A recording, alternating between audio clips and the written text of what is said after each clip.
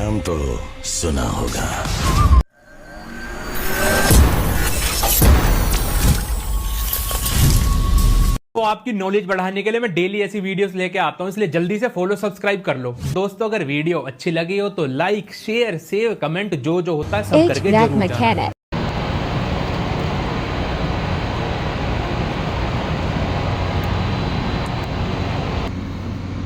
अभी जो आप वीडियो देखे ना वो PTX का है, जामिल का जो PTX का जो मॉडल है उस मॉडल का वायरिंग, ये डायग्राम आप देख रहे हैं। डायग्राम से आपको एक्सप्लेन करते हैं सिंपल वे में, फिर मैं बार बार कोशिश करता हूँ बहुत सिंपल में समझाता भी हूँ अल्हम्दुलिल्लाह। तो डायग्राम से उसी वायरिंग को एक्सप्लेन करते हैं। जो मेन पार्ट होगा उस पर हम लोग फोकस करेंगे, सब पे नहीं ज़्यादा करेंगे ताकि फिर ठीक है ओके। तो इसमें 2 कंप्रेसर या 4 कंप्रेसर इस्तेमाल करता है, ठीक है। अगर 4 कंप्रेसर होगा तो ये PCB जो आपको दिख रहा है ECB यानी इलेक्ट्रॉनिक कंट्रोल बोर्ड, वो आपका डबल हो जाएगा। 4 कंप्रेसर होगा तो 2 हो जाएगा, और 2 कंप्रेसर होगा तो सिर्फ एक बोर्ड से वो काम करेगा। तो इसमें ये कंप्रेसर 1 2 कंप्रेसर 3 4 यानी कि जो डायग्राम है ये 4 के लिए कंपनी हर यूनिट में डाला है, लेकिन जिस यूनिट में हम लोग अभी काम कर रहे हैं वो 2 कंप्रेसर है। तो आप 2 का वायरिंग समझ जाएंगे, आपको 4 का समझ में आ जाएगा, सेम वायरिंग है, ठीक है। तो ये कंप्रेसर 1 2 3 4, ये ब्लोअर है। ब्लोअर का जो वायर है वो पहचान के रखिए 68 69 70। मैंने हमेशा सब में एक नंबर इसका फिक्स है जामिल का 68 69 70 ब्लोअर का। कंप्रेसर का आपका T1 T2 T3 T1 ये सब का आपका सब T है, लेकिन आपका जो 1 होगा वो A होगा, 2 का B, 3 का C और आपका 4 का D हो जाता है। ये नंबर आपका इससे आपको मालूम चल जाता है। अगर यहाँ पर अगर स्टिकर नहीं भी है, कुछ नंबर नहीं भी है कि कंप्रेसर 4 कौन सा है 2 कौन सा है, तो ईजिली आप इससे लो A B C D, इससे आपका मालूम चल जाएगा कि कौन सा कंप्रेसर है। अगर ऐसी पुराना होने से ना बहुत सारा आपको स्टिकर नहीं रहता, तो ये ईजिली आप इससे पहचान लेंगे। ओके, इसमें ह्यूमिडिटी है, इसको छोड़ दीजिए, जानिए बाद में। हाई वोल्टेज टर्मिनल ब्लॉक है, हाई वोल्टेज टर्मिनल ब्लॉक है, यानी कि जो ब्रेकर से जो पावर आएगा वो आपका जो AC में जो HV/TV का जो टर्मिनल ब्लॉक है वहाँ पर आप लगाएंगे। वहाँ से ऑलरेडी फैक्ट्री ने सबको पावर दिया हुआ है, सबको 3 फेस इसको कंप्रेसर 1 2 3 4 5 ऐसे दिया हुआ सबको, है ना। ये कंप्रेसर है, बीच में कॉन्टेक्टर है, कॉन्टेक्टर। आपका ब्लोअर में एक ब्रेकर का इस्तेमाल किया, CB है ना, CB बोले तो सर्किट ब्रेकर है, सब दिया हुआ है, ठीक है ओके। ये हो गया आपका। बाद में आपको यहाँ पर 3 फेस से और एक आपको जो 3 फेस के बाद आपको जो एक दिया हुआ है न्यूट्रल लाइन, यानी 3 फेस और एक न्यूट्रल लाइन, ठीक है ओके। और ये जो है जामिल के इस तरह जितनी भी अभी AC आ रही है 380 का आ रहा है, पहले 223 फेस का आता था, अभी बंद हो गया है। अभी ना के बराबर आपको लगता है, मुझे 99.99% बोलूँ तो 380 या 460, लेकिन 90% 380 वोल्टेज का आ रहा है, 10% आपको 460 का आ रहा है, ठीक है ओके।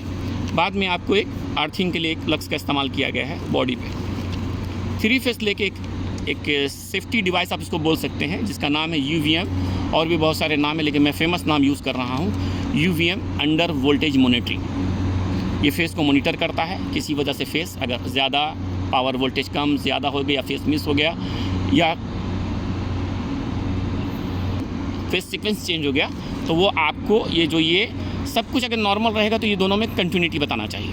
कंटिन्यूटी कुछ भी एबनॉर्मल हुआ, जो 4 चीज़ें मैंने गिनाया कि वोल्टेज ज़्यादा होने से, कम होने से, फेस सीक्वेंस चेंज होने से या फेस मिस होने से, ये ओपन हो जाएगा। ये जैसे ओपन हुआ आगे का सिग्नल रुकेगा, आगे का सिग्नल जब रुका तो पूरा ये क्योंकि PCB में जा रहा है तो ये पूरा रुक जाएगा आपको। तो इसका काम क्या है, यही इसका 4 काम है, वोल्टेज ज़्यादा कम, फेस सीक्वेंस चेंज या फेस मिस। ये 4 कामों से ये काम करता है। और जब ये नॉर्मल रहेगा यानी ओके रहेगा तो दोनों में कंटिन्यूटी बताएगा, तो दोनों में आपको कंटिन्यूटी बताएगा। तो वायर नंबर क्या है आपका, वायर नंबर देखने के लिए यहाँ पर ये जो नंबर है 1 है, ये 1 नंबर यहाँ पर लिया है UVM से जो निकाल रहा है। 1 लेके ATB में जा रहा है, एक टर्मिनल ब्लॉक है जहाँ सब वायर को कनेक्ट किया गया है, ओके। तो 2 वायर आप यहाँ से समझिए, सिंपल 2 वायर लीजिए, आप यहाँ से लेके आइए, लेके जो UVM से एक वायर आप लेके आ रहे हैं, यानी कि वो 2 वायर है ना, UVM से 2 वायर निकल रहा है। एक वायर का नंबर है 1 और दूसरा का नंबर है 1A। 1A को निकाल के जाएगा, बीच में एक चीज़ है जिसका नाम है SD स्मोक डिटेक्टर, जो फायर के लिए काम करता है। ये तो वो हो गया। तो स्मोक डिटेक्टर अगर नहीं है तो 1A या 1B में जंपर होना चाहिए।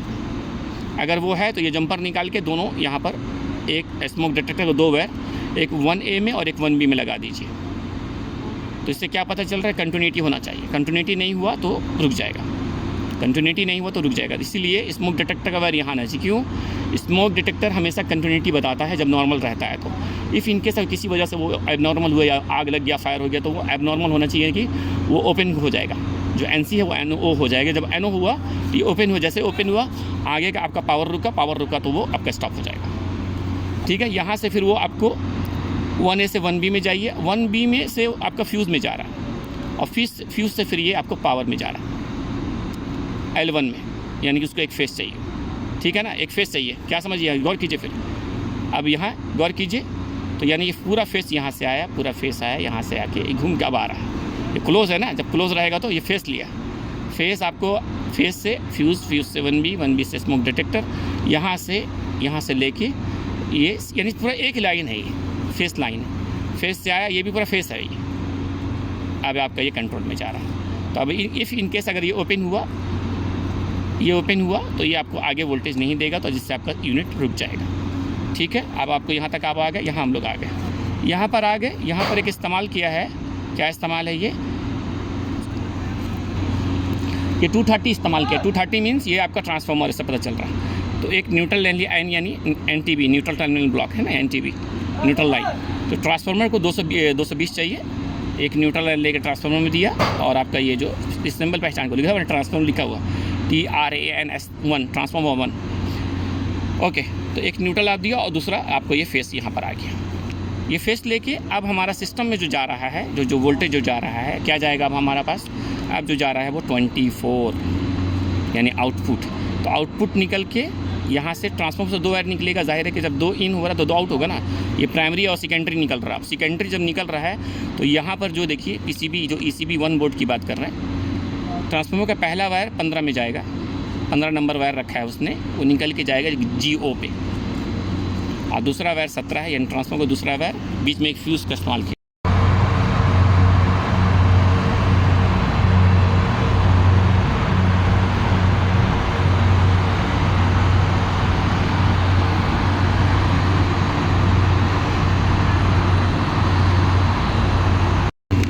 ओके, तो ये ट्रांसफार्मर था। तो आपका जो ट्रांसफार्मर से एक लाइन है, उस वायर का नंबर 17 है, वो जाएगा फ्यूज़ में। फ्यूज़ से आउटपुट से, यानी कि सेम ही लाइन है, यानी कि सीधा डायरेक्ट समझने के लिए समझ लीजिए कि ट्रांसफार्मर का एक वायर आप G में लगाएंगे और ट्रांसफार्मर का दूसरा जो वायर है, जो कॉमन लाइन है, वो जाएगा GO पे। ठीक है, ये आपका हो गया यहाँ तक का, यानी कि इस PCB को जो आप वोल्टेज दे रहे हैं, जो इसका मेन जो वोल्टेज है वो कितना हो गया आपका, 24 वोल्ट है, क्योंकि इसका प्राइमरी 230 है और आउटपुट 24 है। देखिए यहाँ पर। ओके, एकदम सिंपल में है, कुछ एकदम परेशान होने की बात नहीं। ओके, अब इस PCB में जो आप हम लोग सब जो जैक सब देख रहे हैं ना, सब ये पूरा जैक है, वो इजीली आपको समझ में अब आएगा। ओके, तो अब हम लोग सबसे पहले जाएंगे ब्लोअर की तरफ। हो गए तो हमारा जो सबसे पहले ऑन होता है, हमारा ब्लोअर ऑन होता है, तो हम लोग ब्लोअर से चलते हैं। ठीक है ना, ब्लोअर से स्टार्ट करते हैं। तो ये मेन PCB, एक ही PCB है, यानी 2 कंप्रेसर के लिए एक PCB। तो ये मेन बोर्ड है इसका, ECB जो इलेक्ट्रॉनिक कंट्रोल बोर्ड। तो हम लोग सबसे देखो नीचे में जाओ, तो नीचे वाला जो जैक है, इस बोर्ड को अगर ये पोजीशन पे रखता है, एग्जाम में लगाता है ये पोजीशन पे, ठीक है ना, ये पोजीशन पे जब लगाओगे तो सबसे जो नीचे वाला जो जैक है उसमें 4 वायर का जगह है, 1 2 3 4। तो एक एम्प्टी है, उसके इस्तेमाल नहीं किया है, तो 3 उसमें से इस्तेमाल किया है। तो सबसे नीचे वाला में जो जैक है, जो PCB में, तो उसमें नंबर क्या है, PCB में लिखा होगा DI10। ओके, DI10 में सप्लाई फैन वो वायर निकला है, यानी PCB से वायर निकल के आपको कहाँ पर आ रहा है, देखिए ध्यान रखो, सीधा आया, यहाँ लेके गए G2 है, यानी कि जो वायर निकल रही है, वायर का नंबर हो गया G2। नंबर कभी नहीं पकड़ना, लेकिन समझ लो ये कंपनी इस्तेमाल किया है, तो इजी जामिल का नंबर है G2। ठीक है, G2 से लेके गया कहाँ पर है, ये ओवरलोड है, सर्किट ब्रेकर है, और फिर ये ओवरलोड है। ये सर्किट ब्रेकर भी क्लोज रहता है। सर्किट ब्रेकर क्या चीज़ का, ये ब्लोअर कॉन्टेक्टर का ब्रेकर है ये, उसमें से 2 वायर, तो एक वायर चला गया आपका, ये वायर आया सर्किट ब्रेकर के उसमें लगा, और उसका जो दूसरा हिस्सा यानी कि पूरा क्लोज है, ये निकल के चला गया ओवरलोड में। ठीक है, तो यानी कि यहाँ से जो G2 आप लेके आ रहे हैं, सर्किट ब्रेकर का क्लोज पॉइंट पे लगाना है, वहाँ से जो आउट होगा वो भी क्लोज होगा, यानी कि पूरा सब एक ही लाइन है, सिंगल लाइन है।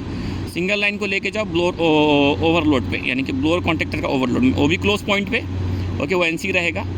ओके, जब कुछ प्रॉब्लम होगा तब वो ओपन होगा।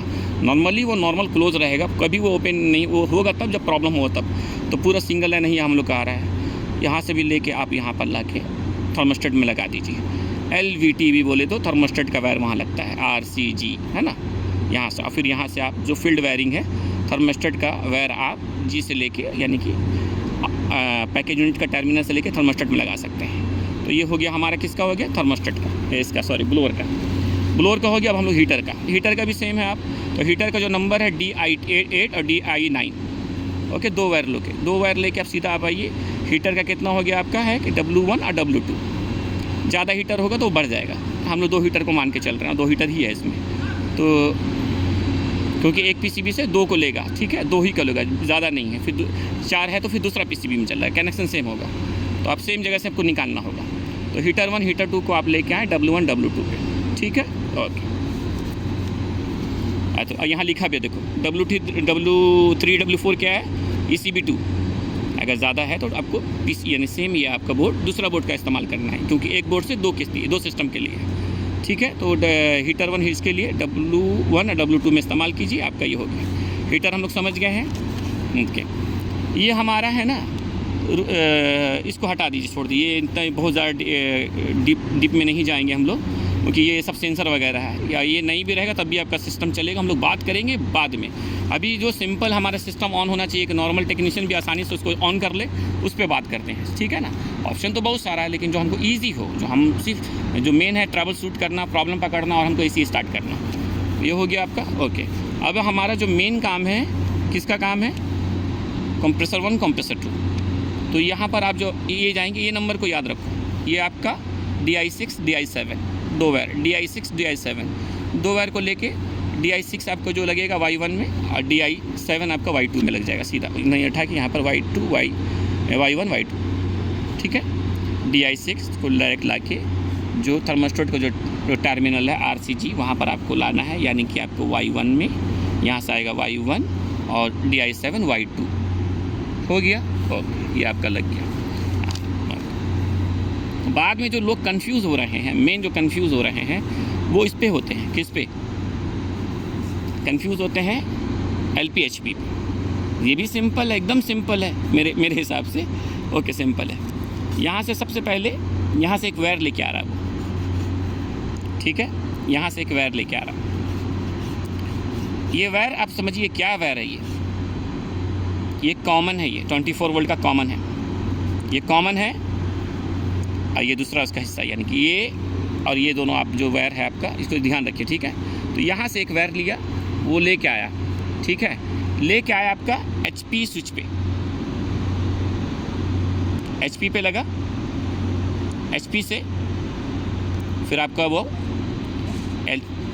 एक वायर PCB के बोर्ड से लेके आ रहा है, जहाँ पर ग्राउंड लिखा हुआ GND ग्राउंड, वहाँ से आप 15 नंबर वायर कॉमन, यहाँ यानी कि यहाँ वोल्टेज आ रहा है, आप यहाँ वोल्टेज दे आ रहा है, यहाँ से निकल के आ रहा है, इसमें आया, यहाँ दिया और यहाँ से आउट हो रहा है, तो यहाँ पर 15 नंबर यहाँ पर भी आपको चाहिए। DI1 में एक सेम वोल्टेज यहाँ चाहिए, यानी यहाँ से लेके यहाँ गया सेम वोल्टेज, यानी कि वहाँ से एक जंपर लेके सेम, यानी कि वो वायर आपको आ रहा है और आके आपने HP में के लगाया, HP का दूसरा वायर LP में लगाया,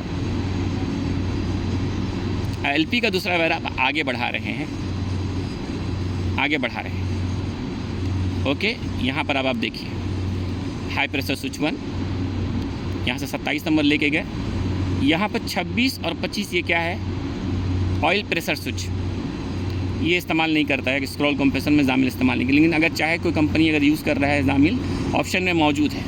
अगर किसी कंप्रेसर में गलती से आ गया है या है किसी साइट पे, तो उसका इस्तेमाल यहाँ 26 और 25 करेंगे। ये कर लिए, फिर बाद में यहाँ पर जब देखिए जो ऑप्शन है ना, अगर वहाँ नहीं है कोई सामान पार्ट्स, तो जंपर रहेगा, जंपर देखिए जंपर 5 और रहेगा, तो वो जंपर को हटा के वहाँ दोनों वायर को लगा देना क्लोज पॉइंट पे, वो क्लोज होना चाहिए, वो हो गया। बाद में इसके बाद क्या है आपका SSPS, straight solid protection system, same overload आप बोल दीजिए शॉर्ट में समझने के लिए। जंपर 3 है, वो जंपर 3 यहाँ निकलेगा, अगर SSPS है तो इसको निकालना होगा, नहीं है तो फिर वो 25 और 24 नंबर होगा वो। वो भी सीरीज़ में पूरा सिर्फ सेम लाइन है वो। फिर यहाँ से निकल के कहाँ जा रहा है ये OLR1। OLR1 बोले तो कंप्रेसर कॉन्टेक्टर का ओवरलोड की बात कर रहा वो, यानी 24 नंबर वायर जो है वो कंप्रेसर कॉन्टेक्टर ओवरलोड रिले में जाएगा, उसका दूसरा हिस्सा PCB में चला गया। ये वायरिंग हो गया आपका, ये वायरिंग हो गया आपका DIO2 पूरा, यानी पूरा क्लोज होना चाहिए। अब वो किसी वजह से इसमें से कोई भी पॉइंट आपका मान लो सब overload SSPS oil pressure switch HP switch LP switch कोई भी ओपन हुआ, तो ये जब ये ओपन हुआ, जब ये सिग्नल दे, जब ये क्लोज नहीं रहेगा यहाँ से यहाँ, तब वो सिग्नल PCB को देगा कि कुछ एबनॉर्मल है, तो फिर वो ट्रिप हो जाता है, ट्रिप का सिग्नल आता है, ट्रिप हो जाता है। तो ये पूरा यहाँ से यहाँ तक क्लोज होना चाहिए और हमें कंटिन्यूटी, मान लो ट्रिप है नहीं चल रहा है, तो यहाँ से और एक एक करके 1 बाय 1 करके यहाँ पर कंटिन्यूटी देखे।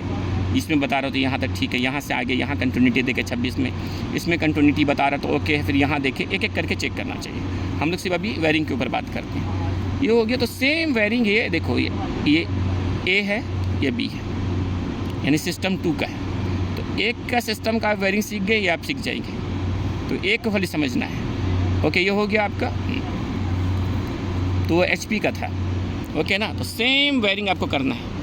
ये दो आपको दिख रहा है सेम, ओके, सेम 15 नंबर आपको लाके यहाँ डायरेक्ट लग गया, बाकी आपका पूरा सीरीज़ में है सब, overload SSPS oil pressure switch, ये हो गया आपका, ये आपका LP HP का कनेक्शन हो गया।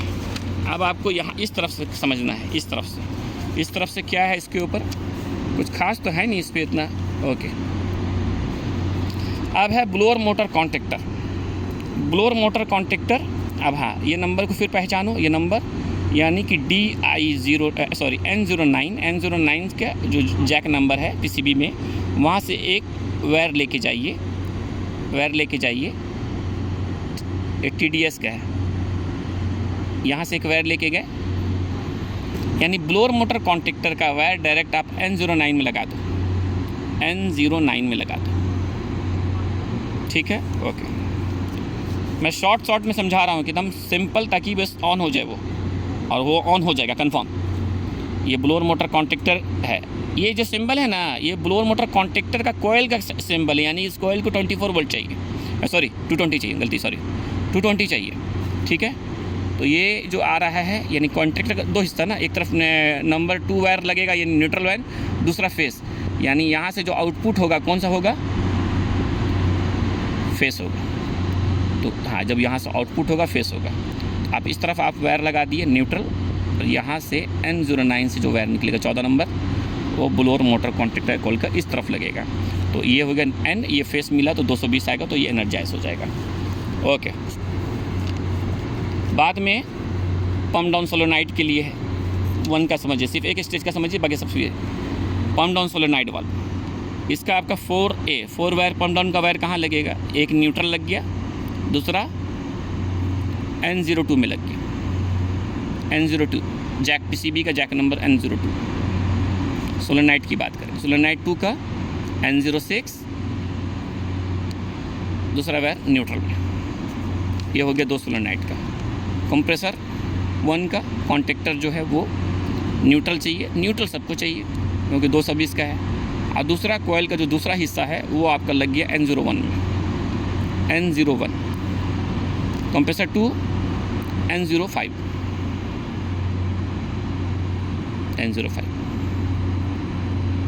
बाद में 41B, ये सिग्नल के लिए, BMS के लिए ये भी है, ये नहीं भी लगा तो आपको चलेगा। सिग्नल के लिए अगर कोई इस्तेमाल करना चाहता है तो फॉल्ट रिले है, FR फॉल्ट रिले।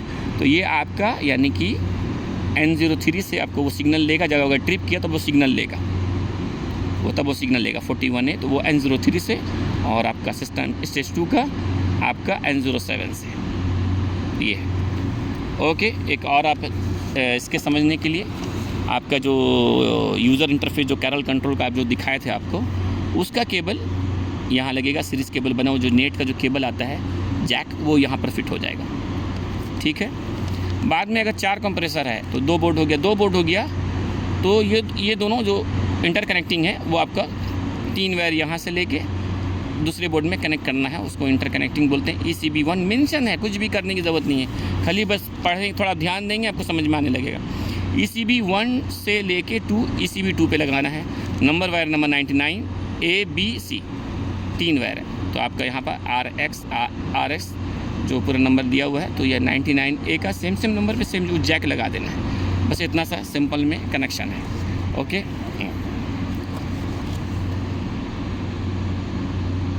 ओके, इस वीडियो में इतना ही, बाकी जो बातें हैं वो नेक्स्ट वीडियो में करते हैं। ठीक है, ओके, इस पे चलो।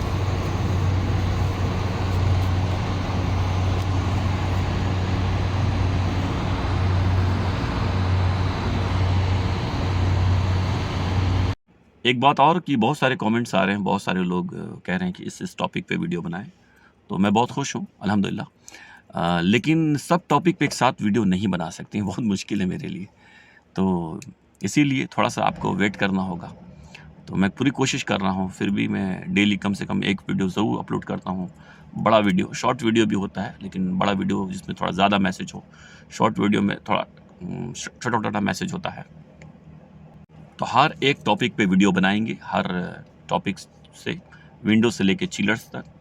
लेकिन दोस्तों से रिक्वेस्ट यही है कि थोड़ा सा वेट करें, क्योंकि बहुत मुश्किल है सब टॉपिक पे एक साथ वीडियो बनाना। मेरे चैनल को सब्सक्राइब करने के लिए यूट्यूब में जाएं, HVAC अमजद लिखें, मिला के लिखें, गैप नहीं करें, मिला के लिखें। जैसे आप यहाँ सर्च करेंगे, सर्च करें, आपको सबसे ऊपर में पहले ही मिलेगा, आपको पहले ही नज़र आ जाएगा। क्लिक करें, यहाँ पर सब्सक्राइब करें, और ये लोगो याद रखें, HVAC अमजद। इस वीडियो को लाइक करें, हमारे चैनल को सब्सक्राइब करें, बेल आइकन जरूर प्रेस करें हमारी न्यू वीडियो सबसे पहले देखने के लिए। सब्सक्राइब करने के बाद ना घंटी बजा देना।